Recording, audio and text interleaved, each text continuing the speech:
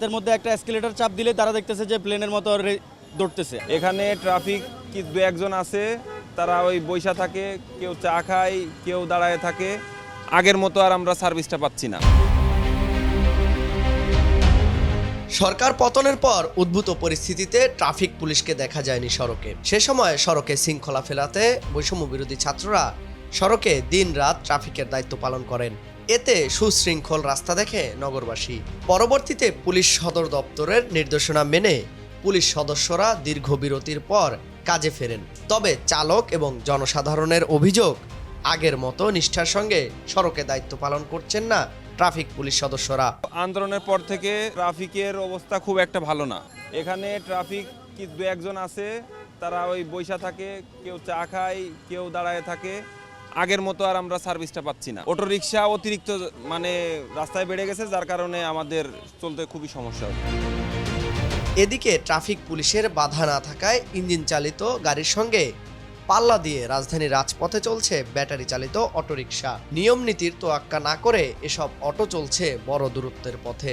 জামের কারণে মনে করেন একটা ট্রিপ যদি মনে করেন যে জায়গায় 200 টাকা আছে, এ জায়গায় জাম না হলে যদি আমরা 150 টাকাও যাই, তাও আমাকে পোষে। ক্ষতি হয় আমাকে জামজাটের কারণে। আর এখন ইদালিংয়ে মনে করেন যে অটো গাড়িগুলা, অটো লেগে তো এখন রোডে গাড়ি চালান যায় না, মনে করেন কোনো সাইটই পাওয়া যায় না। আমরা উত্তরার্থনে মনে করেন সদরঘাট যাই, তারা উত্তরার্থন সদরঘাট যায়। আবার মনে করেন নারায়ণগঞ্জের গাড়ি, গাজীপুরের গাড়ি ঢাকা ঢুকে রয়েছে। এখন মেট্রোর মনে করেন কোনো রিক্সার চেয়েও খারাপ হয়ে গেছে মেট্রো। পুলিশ ধরে না। এখন এটা কী পদক্ষেপ বর্তমান সরকার নেয়, এটা তো আমরা জানি না এখন। অটো আর অবৈধ গাড়ির কারণে রাস্তায় প্রচুর আকারে যানজট। বেশি সমস্যা করতেছে অটোই, ঠিক আছে, অটো গাড়ির কারণে। আর অবৈধ কিছু গাড়ি আছে, এই গাড়িগুলো ঢাকার ভিতরে চলতেছে, যার দরুন আপনার প্রচুর জ্যাম। আর ট্রাফিক সার্জেন্ট তো রাস্তায় খুব কম, সীমিত। সার্জেন্ট যখন আসবে তখন রাস্তার পরিবেশ স্বাভাবিক হয়ে যাবে। হ্যাঁ, অবৈধ গাড়ি টোটালে ঢাকার ভিতর ঢুকবে না। আর দ্বিতীয়ত আছে ট্রাফিক সার্জেন্ট আগে যেরকমভাবে তাদের দায়িত্ব পালন করেছে, ওই রকমভাবে দায়িত্ব পালন করলে রাস্তায় কোনো জ্যামজট থাকবে না।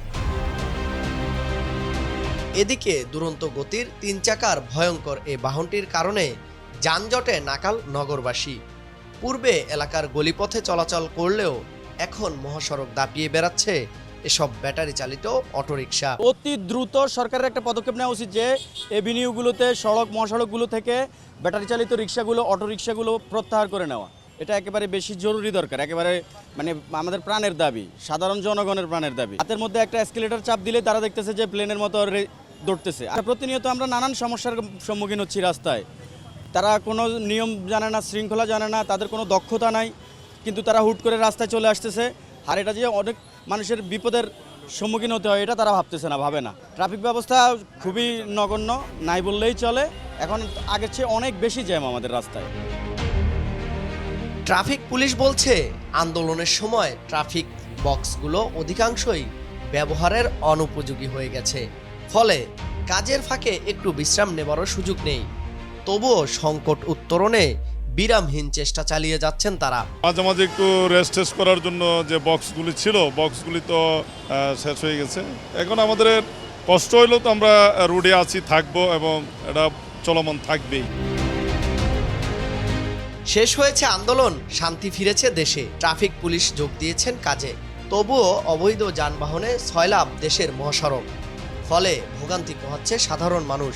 জনগণের প্রত্যাশা, শীঘ্রই কর্মচঞ্চল হবে ট্রাফিক পুলিশ, আর সড়কে ফিরবে শৃঙ্খলা। আল আমিন, কালের কণ্ঠ।